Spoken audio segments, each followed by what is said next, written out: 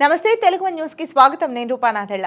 తెలుగుదేశం మహిళా విభాగం నేత గాయత్రిని పార్టీ సస్పెండ్ చేసింది. భారత్ పాక్ మధ్య సంబంధాలు, ప్రస్తుత పరిస్థితులపై ఆమె ఎక్స్ వేదికగా చేసిన వ్యాఖ్యలు ప్రసంగాలే కారణమని చెప్తున్నారు. పార్టీ ప్రవర్తన నియమావళిని ఉల్లంఘించినందున గాయత్రిని పార్టీ నుంచి సస్పెండ్ చేసినట్లు పార్టీ కేంద్ర కార్యాలయ కార్యదర్శి పరుచూరి అశోక్ బాబు ఒక ప్రకటన ద్వారా తెలియజేశారు.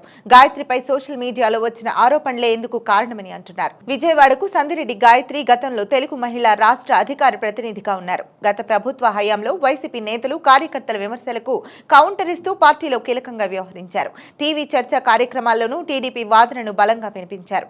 ఆమె సోషల్ మీడియాలో యాక్టివ్ గా ఉంటారు. అయితే ఇప్పుడు ఆ సోషల్ మీడియాలో ఆమెపై వెల్లువెత్తిన విమర్శల కారణంగానే గాయత్రి సస్పెండ్ కావడం చర్చనీయాంశంగా మారింది. ముఖ్యంగా పాకిస్తాన్ భారత్ సంబంధాలపై ఆమె చేసిన కొన్ని వ్యాఖ్యలపై ఆర్ఎస్ఎస్, బీజేపీలు తీవ్ర అభ్యంతరం తెలపడమే గాయత్రి సస్పెన్షన్ కు కారణంగా చెప్తున్నారు. ముఖ్యంగా ఆమె భారత ఇతిహాసాల, మహాభారతం, రామాయణంపై అనుచిత వ్యాఖ్యలు చేశారన్న ఆరోపణలపై గాయత్రిని సస్పెండ్ చేయడమే కాకుండా దర్యాప్తునకు కూడా తెలుగుదేశం ఆదేశించింది.